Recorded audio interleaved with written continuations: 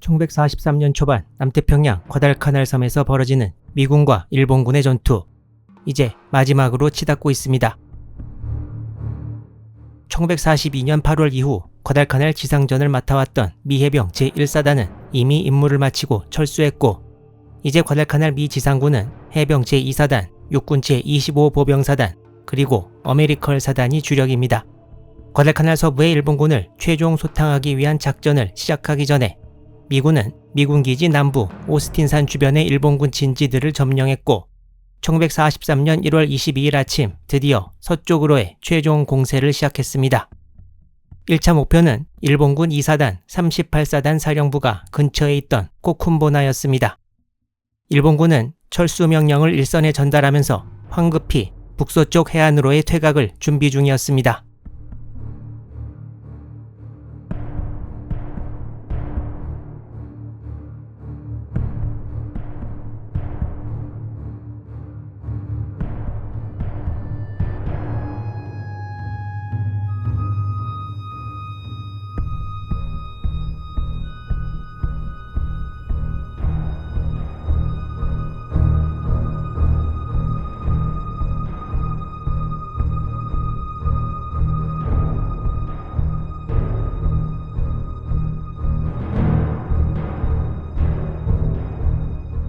타사파론가에 있던 일본 제17군 사령부는 1월 22일 오후 7시 30분 과달카날 북서쪽 끝인 에스페란스 곳을 향해 출발합니다.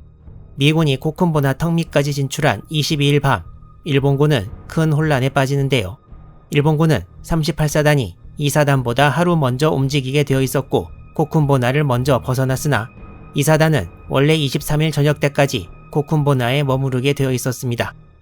그렇지만 미군이 코쿤보나의 예상외로 빨리 다가오자 2사단장 마루야마 마사오는 예정보다 12시간 정도 빠른 23일 오전 5시 2사단에도 급히 철수 명령을 내립니다. 이때 후위 부대 역할을 맡았던 야노 대대도 코쿤보나 근처에 들어와 있었습니다.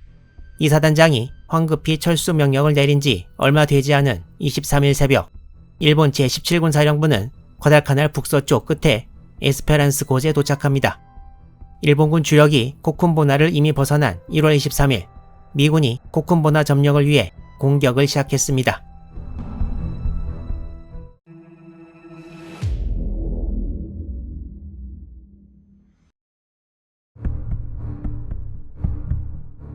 (1월 23일) 오후 미군은 서쪽의 97고지부터 100고지까지를 점령했고, 시간을 지체하지 않고 27년대 1대대를 코쿤보나로 보내 오후 3시 30분에 점령합니다.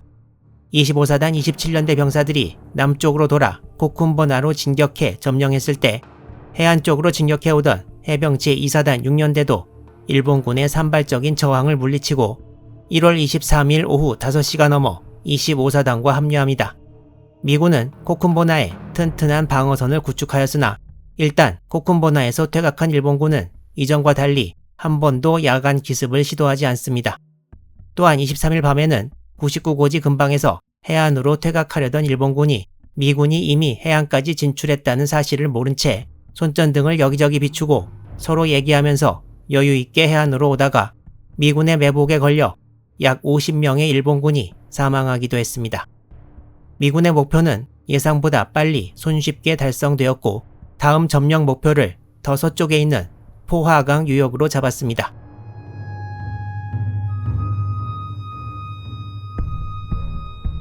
미군은 보급품을 전부 써버렸으나 상륙정으로 코쿤보나 해안을 통해 재보급에 성공하고 1월 24일 오후 1시 바로 추격에 들어갑니다.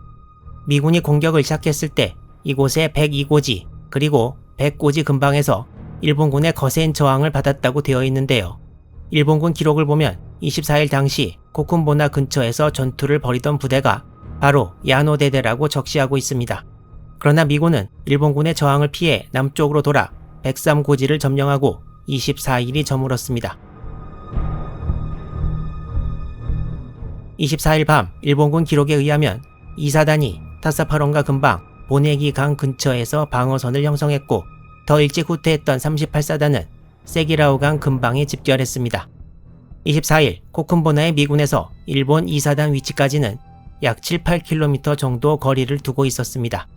24일 하루 동안 이사단 사령부는 코쿤보나의 야노대대와 통신이 두절되었고 25일로 넘어가는 새벽 야노대대의 전령이 이사단 사령부에 도착해 코쿤보나에서 퇴각하기로 했다고 전하고 이사단장 마루야마 중장은 이를 승인했습니다. 미군은 25일 다시 진격 계획을 세워 26일 오전 6시 30분 포화강을 건너 공격을 개시합니다.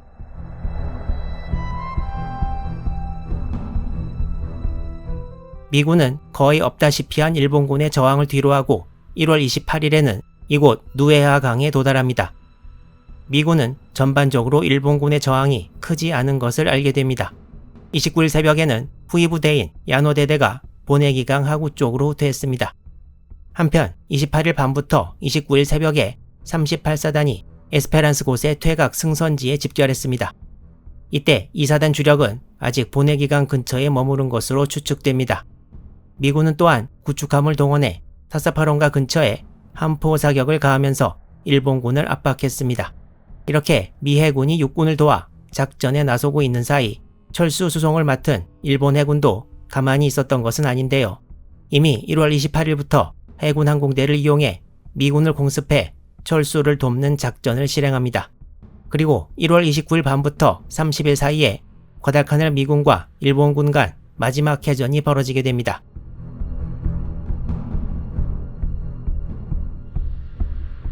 미군의 남태평양 지역 총사령관인 홀지 제독 등 미군 수뇌부는 일본군이 과달카날 철수 작전을 진행하면서 부산해지자 이를 다시 일본군이 과달카날에 대해 공세를 준비하는 것이라고 잘못 판단했습니다.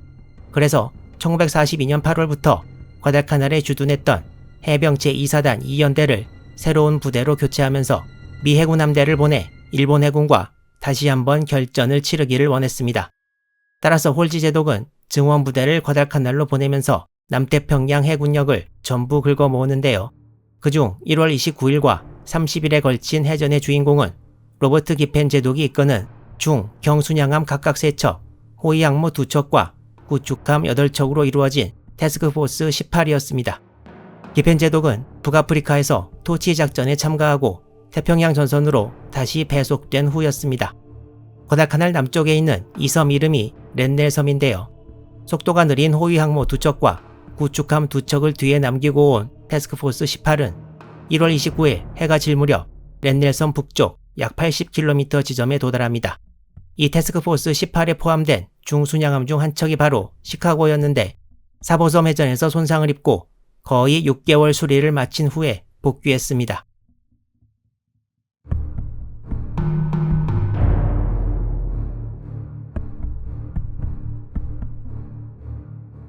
태스크포스 18은 일본 잠수함에 일찌감치 발견돼서 일본 폭격기들이 출동했습니다.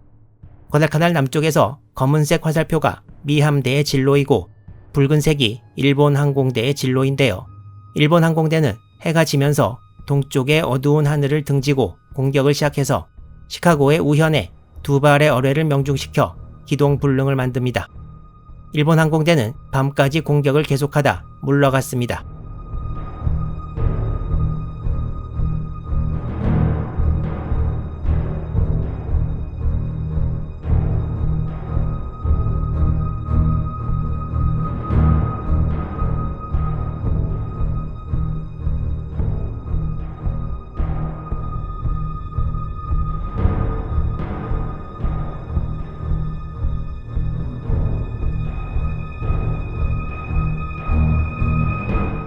시카고는 1월 30일 오전에 후방으로 퇴각하다가 중순양함 한 척이 속도를 못 내는 것을 알아챈 일본 항공대에 계속되는 공격을 받습니다.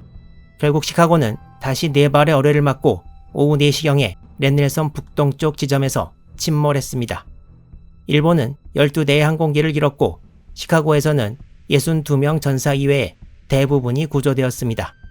시카고의 침몰과 함께 태스크포스 18이 남쪽으로 퇴각함으로써 일본군의 과달카날 철수 작전을 막을 미 함대는 당분간 찾아보기 힘들게 되었습니다.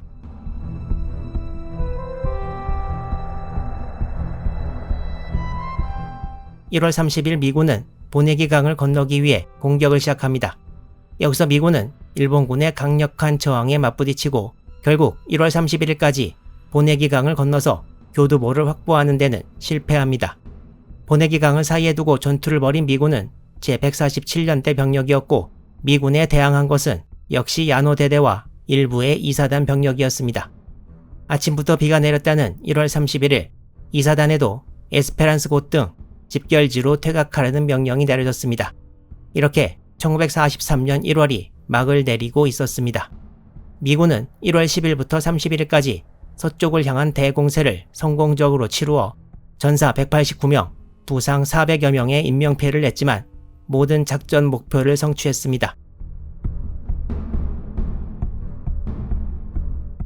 같은 날인 1월 31일 일본이 남태평양에서 사용 가능한 모든 구축함 21척이 쇼틀랜드 기지에 모입니다. 과달카날에서의 탈출 작전을 위한 이 구축함 부대는 하시모토 신타로 제독이 지휘하게 되었습니다.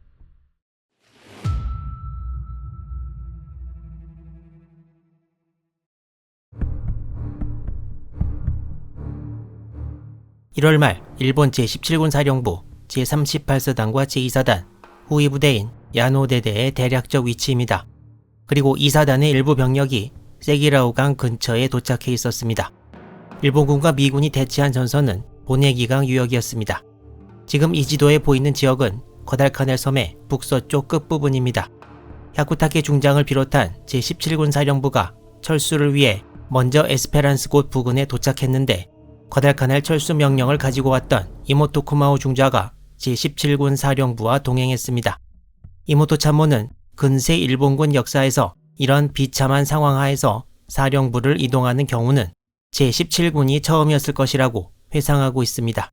철수를 준비하던 일본군 부대 중에는 1942년 10월에 2차 대전투에서 연대기를 분실한 제2사단 제29연대도 있었는데요.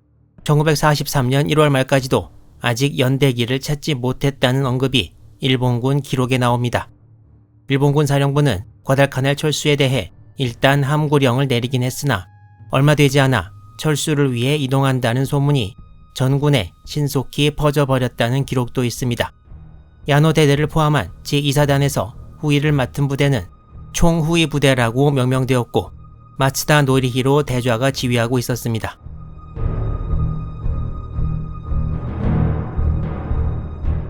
일본군의 철수와 관련해 과달카날 전역 이후에도 영향을 미친 사건이 하나 더 있었습니다. 제2사단장 마루야마 마사오 중장은 코쿤보나 부근에서 미군이 급속도로 다가오자 부대를 일찍 철수시켰는데 이건 사령부와 논의되지 않은 독단적인 행동이었고 당시 제17군 사령부는 이를 상당히 안 좋아했습니다. 거기다 2사단이 계속 예정보다 일찍 퇴각하려는 기미를 보이자 17군 미야자키 참모장이 2사단 타마키 참모장에게 1월 30일 전화를 걸었습니다. 이 전화 통화에서 17군 참모장은 상당히 직접적인 표현으로 2사단을 질책하는데요. 미야자키 참모장은 2사단이 전방보다 후방에 더 신경을 많이 쓰는 것 같은데 후방은 사령부에 맡기고 적을 상대하는 데 더 신경을 많이 쓰라고 말합니다. 석 달 전으로 돌아가서 타마키 참모장은 2차 대전투, 즉 핸더슨 비행장 전투 직전에 스지 마사노부의 흉기에 넘어가서 카와구치 우익대장을 전화로 보직 해임했는데요.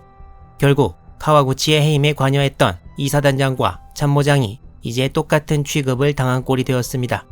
마루야마 사단장은 2차 대전투도 패하고 철수하면서도 이렇게 찍히다시피 해서 1943년 6월에 참모본부로 보내지고 1944년 3월에 예편돼서 자기가 전투 하루 전 밀어냈던 카와구치처럼 과달카날이 군 경력의 마지막이 되고 말았습니다. 이전 일본군 본거지가 있던 타사파론가에서 승선지인 에스페란스 곶까지는 직선거리로 약 20km, 먼저 도착한 38사단은 최소 5, 6일에 걸쳐 이 거리를 행군해서 하루에 소화하는 거리가 적었고 또한 2차 대전투 때의 정글, 산길 행군과는 달리 해안 도로를 따라 걸을 수 있었습니다.